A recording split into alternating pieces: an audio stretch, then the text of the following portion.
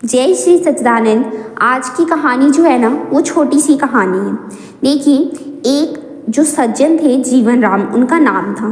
वो जो सेठ थे ना वो ज्योति स्वरूप के पड़ोस में रहते थे और वो एक झोपड़ी में रहते थे। उन्हें पता लगा कि सेठ के बहुत से उत्तम मकान हैं, बहुत ही बड़े बड़े अच्छे अच्छे मकान हैं। उनके पास जाकर वो बोले, अमोक मकान मुझे भी दे दीजिए और मैं वहाँ निर्धन बच्चों के लिए एक पाठशाला आरंभ करूँगा। एक निःशुल्क औषधि वाला औषधालय होता है जो वो बनाऊँगा और प्रतिदिन सत्संग होगा। वहाँ आध्यात्मिक कथाएं होंगी, यज्ञ होगा। जो भी किराया आप मांगेंगे ना मैं दे दूँगा। तो जो ज्योति स्वरूप थे वो बोले, तुम तो बहुत ही अच्छी व्यक्ति हो, इतने श्रेष्ठ काम तुम मेरे मकान में करोगे, मैं तो तुम्हें वो निःशुल्क में ही दे दूंगा, बिना कुछ किराया लिए ही दे दूंगा। तो और किराया लूंगा ही नहीं तुमसे। तो मकान को स्वच्छ रखना, साफ सुथरा रखना, सफाई सदैव रखना और उसे अच्छा बनाए रखना, ये उत्तम काम करो। मुझे किराए की आवश्यकता नहीं। जीवन राम पहुंचे उस मकान में, वहाँ रहने लगी। आरंभ में उन्होंने जो मकान था उन्हें उस सबको स्वच्छ किया, साफ सुथरा किया। परंतु कुछ ही दिन व्यतीत हुए कि जीवन राम जो था ना उसके कुछ जुआरी मित्र आ गए। जुआरी मित्र जो जुआ खेलते नहीं हैं उनके वो सभी आ गए। पहले ताश शुरू हुई, फिर जुआ खेला जाने लगा। प्रतिदिन जुआ होता था तो शराब भी उड़ने लगी। अब धीरे धीरे वह मकान डाकुओं का अड्डा बन गया। हर प्रकार के पाप वहाँ होने लगे। किसी ने ज्योति स्वरूप से शिकायत की कि सेठ जी, जो मकान आपने यज्ञ और सत्संग के लिए दिया था ना वो तो डाकुओं का अड्डा बन गया है। तो जो ज्योति स्वरूप जो मकान के मालिक थे वो बोले, ऐसी बात है? तो शिकायत करने वाले ने कहा, हाँ जी ऐसी ही बात है, मैं अपनी आंखों से देख कर आया हूँ। ज्योति स्वरूप ने कहा कि ठीक है। अपने मुनीम को बुलाया और कहा, ठीक है, जीवन राम से कहो कि मकान खाली कर दे, हमने पाप के लिए यह मकान नहीं दिया था।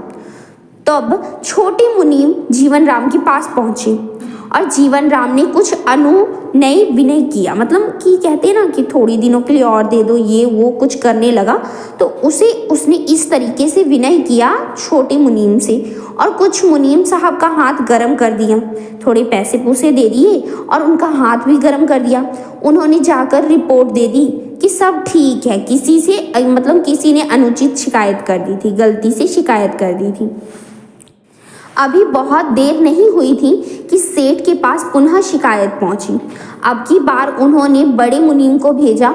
जीवन राम ने जो उनसे बड़े मुनीम थे, छोटे मुनीम के ऊपर जो मुनीम थे, उन बड़े मुनीम की अनुनय विनय किया, मतलब उससे भी थोड़ा सा आग्रह किया, प्रतिज्ञा की वह अपना सुधार करेगा। बड़े मुनीम ने भी सारी रिपोर्ट जो सेठ को थी वो सही सही दे दी और सेठ ज्योति स्वरूप बोले, बात बड़ी है परंतु यदि वह सुधरना चाहता है तो उसे कुछ समय देना चाहिए। कुछ समय दिया गया परंतु फिर भी शिकायत आई कि जीवन राम के लक्षण कुछ बहुत ही ज़्यादा बुरे हैं। अब की बार सेठ ने अपने बेटे को भेजा। जीवन राम ने उसे भी धोखा देने का प्रयत्न किया परंतु वह धोखा उसे वो दे नहीं पाया, उसे देने ही नहीं आया उसे धोखा। उसके बाद वकील ने नोटिस दिला दिया कि मकान खाली करो। मुकदमा हुआ, वारंट जारी किया गया, पुलिस पहुंची तो जीवन राम ने उसको जो रिश्वत देने का प्रयत्न किया था ना, परंतु अब की बार कोई नहीं चला।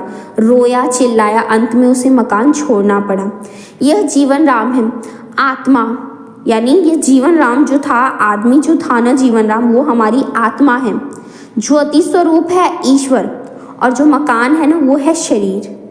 आप इन तीनों को देखिए, जो जीवन राम था वो था मकान में रहने वाला व्यक्ति, वो हमारी आत्मा है।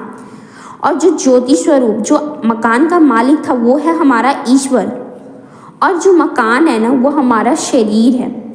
इस मकान का कोई किराया नहीं है, इसीलिए मिला यह मकान। ज्ञान के द्वारा, कर्म के द्वारा, उपासना द्वारा प्रभु का दर्शन करो। उसके स्थान पर बना दिया इसको पापों का अड्डा। तब छोटा मुनीम आया और कोई छोटी बीमारी, छोटी दुर्घटना, फिर बड़ा मुनीम आया, तनिक बड़ा रोग ठीक, सेठ का लड़का आया, लेकिन तब क्या हुआ, कुछ भी धोखाधड़ी नहीं चली, कोई भी धोखाधड़ी नहीं चली। सेठ का लड़का जो था वह अधिक भयानक रोग, यानी आप समझ रहे हैं ना, पहले छोटा मुनीम आया, यानी आपके पास छोटी बीमारी आई, फिर बड़ा मुनीम आया, आपके पास उससे बड़ी रोग, मतलब रोग होता है ना, वो आया। अब जब सेठ का लड़का जैसे आया, ठीक वो है भयानक बीमारी। तो वैसे ही नोटिस है, हृदय की दुर्बलता, आंतड़ियों का कार्य न करना, आंखों में मोतियाबिंद उतरना, ये सब जब हमारे पास आता है ना, ठीक उसी तरह भगवान हमारे पास ये भेजते हैं, जैसे मुनीम को भेजा जा रहा था उस आदमी के पास, जीवन राम के पास। तो आप इस कहानी से समझ सकते हैं कि आप क्या सुनना चाहते हैं, क्या समझना चाहते हैं। देखिए, मैं फूल चुनने आया था बागे हयात में, दामन को खार जाड़ में उलझा के रह गया। आपने इस स्टोरी से क्या सीखा, आप मुझे भी बताइएगा कमेंट करके। आप सभी को जय श्री सत्यानंद, जय श्री